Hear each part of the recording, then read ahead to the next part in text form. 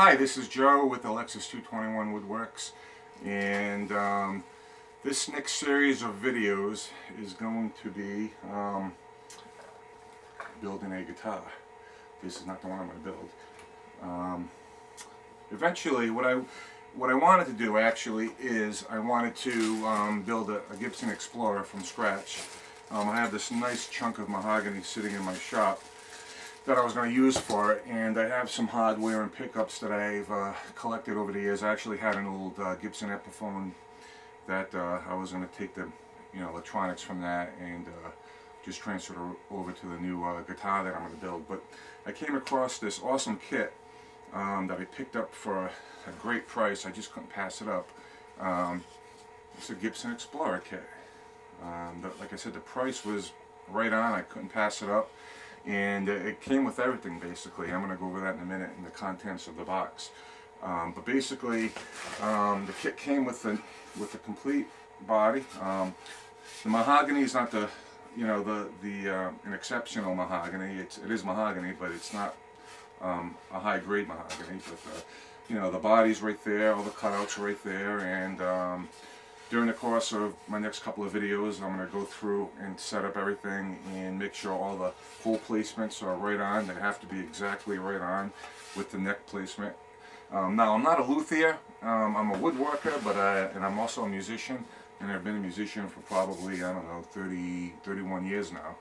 I'm a guitar player, but and by no means am I a luthier. That's a whole different ball of wax. So I don't pretend to be a luthier.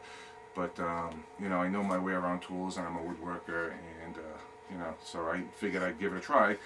And this guitar kit, I figured would be the the best way for me to learn mechanics and how things fit on the guitar. Obviously, I know all about the guitar and how to play it, and types of radiuses that I like on the necks and all that. But no way am I a luthier, and I don't pretend to be, so bear with me. Like I said, this is going to be a series of videos, probably 2 or 3 of them. That way I can break it up and maybe get some good pointers from you guys out there, what maybe I should look for before I continue on to my next step, what maybe I can improve upon. So I hope you guys subscribe to my videos, because I'd like to get some feedback on this, and I'm looking forward to tackling this project. So enjoy. Okay, here's what we have here for the Gibson Explorer kit. I'm just going to pull out a few items here and show you guys. Well, starters, here is the body. It's again all made out of mahogany. I know it's not the highest grade mahogany just by looking at it, but the actual body is to specs to Gibson, and I believe it's sanded down to probably up to 180, and there is a sanding sealer on it, but I probably will do some more sanding in the final finishing. I did check all the hole placements, and we'll go over that later. They all seem to be in the right spots, and I did notice on the original Gibson, on the authentic Gibson, the hole placements for the 2 tones and the volume is further back, but that's not a big deal. And the pickup placements, they seem to be fine, and I'll check all of that later when I get the neck all set, and I can actually set it in there so I can get my measurements from the nut to the actual tune-o-matic bridge. But that's the body. It looks pretty good.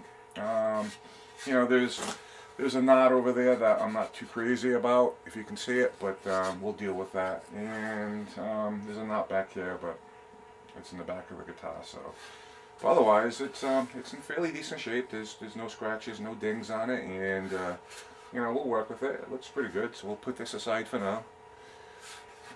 Okay, and the kit also came with this pick guard right here, which is a 2-ply pick guard, which is, I was surprised, but it's the quality of it is pretty good. However, I did have an extra authentic Gibson pick guard hanging around. It goes to an Explorer, and as you can see the difference. There is a significant difference in the real thing to the one that came with the kit. Now, I'm not sure. I quickly tested it, and it looks like this is the one that came with the kit, as you can see. And this is the one. This is the 3-ply that I had. It also will fit on there, but I'm going to have to finagle it a little bit and get it just right so it covers up that switch hole. But I like this one better. It just looks better. So we're going to go with that one, I think. Okay, so that's that. Put this aside. And it came with all the electronics. You know, it came actually pre-wired, which I was really surprised. Came with the 2 humbuckers, the 3 pots, and the switch. Everything is all wired. Now I'm assuming now these obviously aren't the best pickups that you can get on the market, but I'm gonna use them, you know, and if I don't like the way they sound, I'll probably just change them out at some point, and we'll see how, you know, the switches and the volume and 2 tones. I'll probably switch those out. Again, everything is interchangeable, so I'll just deal with it for now and put everything together, and we'll see how it goes from there. But yeah, I mean, everything is pre-wired, you know. I'm gonna have to check everything to make sure it's wired up correctly, obviously, but you know, not bad. So that's a good thing. It also came with everything was well packaged. It came with all the hardware. It even came with an amp cable, which I don't know why, but it came with strings, which I'll probably throw these right in the garbage. Back plate for the there's a toy going off in the background. There's a back plate for the knobs and for the back of the guitar. The Tune-o-matic itself seems to be a decent Tune-o-matic. Obviously not the authentic Gibson Tune-o-matic, but it seems to be in pretty decent shape. And it came with all the mounting posts and all that.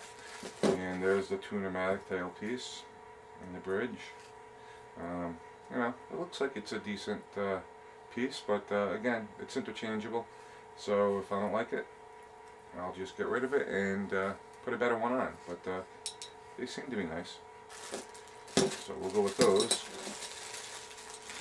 And the tuning knobs, the tuning pegs, they're generic, you know, but they seem to be fairly good, nice and tight. I don't know if you can see them in the video camera, but each individually wrapped in its own little baggie, which I'm impressed by that. But all 6 of them are here, and again, they're generic. I have Grover ones that I have for another project I might use on this guitar, but we'll see how these go. They seem to be pretty tight and you know, decent shape, so might go with these also. We'll have to see.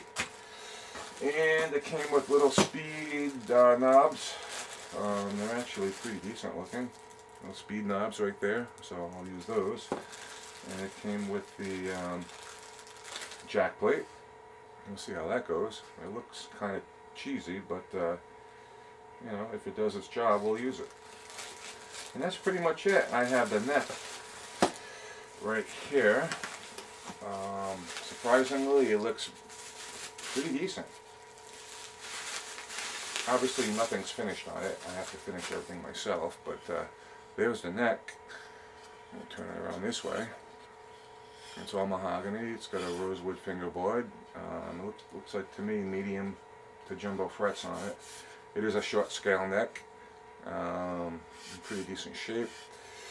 I have to add the nut myself, if you can see that. And this is a set neck, and the neck is actually wider than the opening, the pocket for the neck on the body. I'm not sure why it is, but it's about an 1/8 inch wider. I'm gonna have to somehow figure out how I'm gonna fit that in there. And there is an angle on the glue block itself. There's an angle, and in the pocket there's an angle to set the net back to adjust accordingly for the Tune-o-matic. So we'll see how that goes, see if the angle's correct on that. But it looks to be in pretty decent shape. There's a couple little dings here that I can take care of during the finishing process, but yeah, it looks pretty good. There you go.